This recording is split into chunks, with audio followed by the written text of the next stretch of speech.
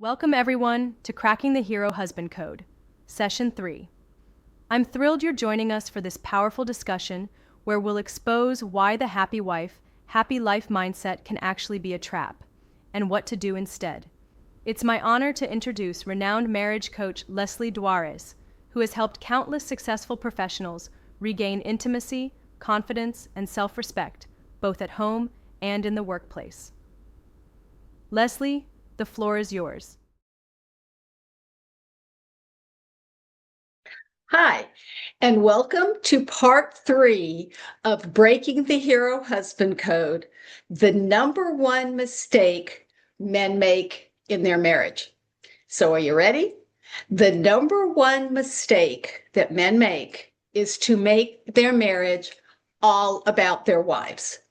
Okay, I hear you. I hear you. You're going, Lesli, but I want my wife to be happy. Absolutely. And by the way, we have all these wonderful things that tell you that it's all about her. Happy wife, happy life. Women are better at relationships. Women are always right. But here's the thing.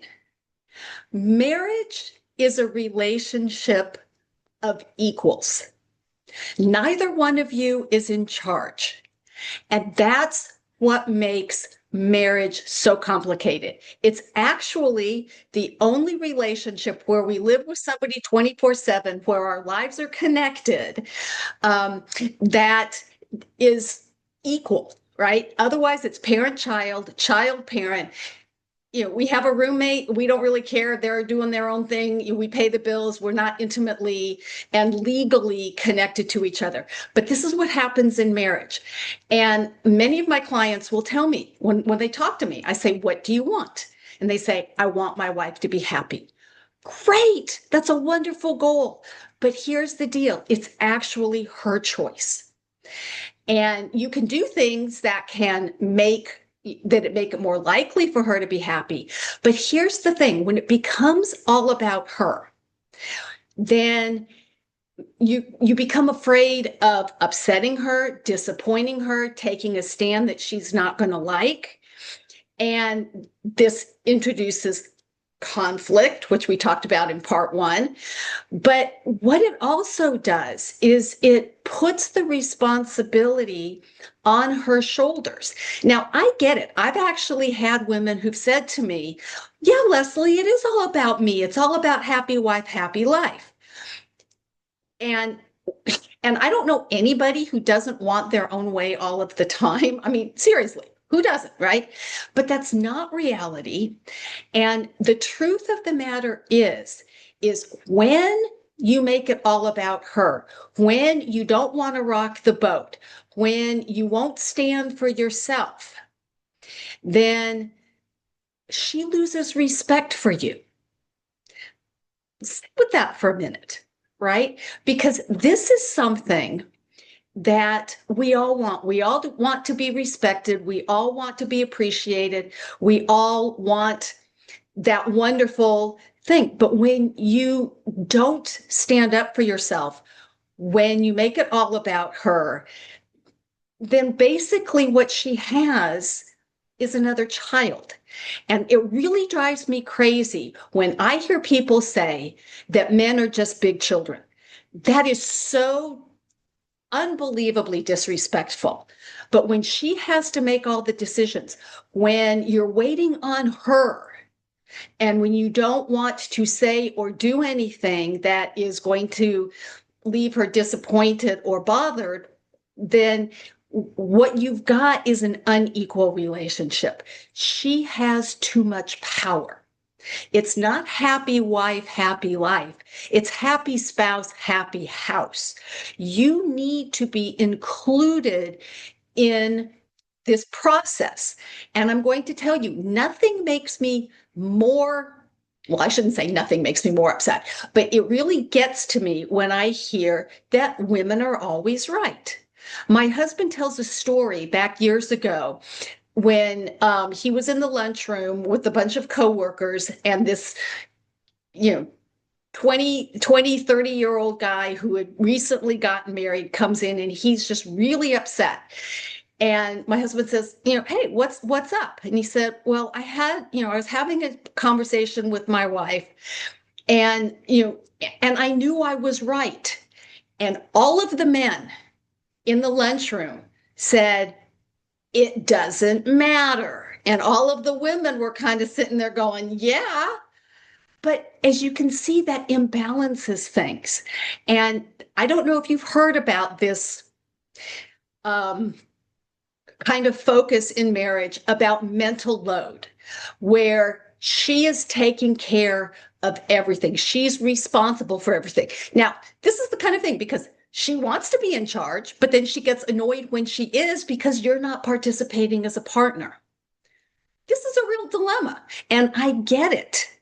I truly, truly get it. But the more she takes on, the more she resents you. And one of the ways this shows up is what I call the mind reading school of marriage, where you're just supposed to know what she's thinking, what she's wanting. And by the way, if you fall short, you're in the doghouse. Nobody can work that way, right? My mother once said, thank goodness I was behind her. She once said, women shouldn't have to ask for what they wanted. Luckily, she did not see my jaw hit the ground, because that is not good relational behavior. That is setting you, the husbands, up to fail. And there's another reason why you don't want to do this. Because if she's always in charge, if she's always the one who's having to manage things and take care of things, then she's in her masculine energy, right? And when you've got two masculine energies meeting each other, it doesn't really work well. And it's not about either one of you folding. It's not about either one of you giving in, right? But that's what happens when it becomes all about her happiness, all about what she wants. This is a relationship that needs to work for both of you, which means both of you need to have input into what it looks like. And that is one of the things that most couples do not do. They do not have an overall plan for their marriage. Now, you wouldn't run a business like this. You don't run your career like this. You don't raise your children like this. But this is the way most people are married. And, yes, we want things that make both of you feel good, not just one of you, because one, she becomes entitled, and two, you become less than. And it changes the dynamic of the relationship. As I said, nobody is in charge in a marriage. You are co-captains, right? You are equals. Now and again, I would refer back to part one about how to resolve differences without fighting about them. But part of that is also claiming your right to be a partner. And it doesn't always have to be her way. And how you negotiate that is critically important, like I talked about in part one. But the important thing is that you step up. This is why it's about being a hero husband, right? I'm going to step up and participate equally in my relationship. She has her viewpoint, her perspective, her wants, her desires, and you have yours. Now, negotiating through those is the key to a healthy, happy marriage that goes the distance. And that's what most people want. But you can't get there if you fold like a cheap suit. Even though on the surface, she wants all of her whims to be, acknowledged and dealt with. But that's not an equal relationship. And she will see you as a doormat because that's what you've become. Now, the alternative isn't to be puffed up and bullying, right, of my way or the highway, because that's just as bad. But it's learning how to navigate these differences. It's learning how to come up with a workable game plan that both of you can live with, that isn't heavily weighted on one person or the other. Now, there again, this brings up marriage is not 50-50, it's 100-100. And if you're not stepping up on your half of it, then, like I said, it imbalances things.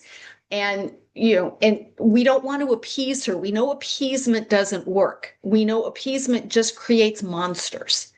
And and this creates this whole dilemma. So hopefully you have found this helpful. And if you have any questions about this or any other relationship issue, you can connect with me through my website, which is www.theherohusbandproject.com. And again, the thing is not to, it's not fold or be rigid. It's learning how to work with each other so that both of you are enjoying the marriage, because marriage will only works if it works for both of you. So thank you for being here. Take care, and I'll see you in the next session.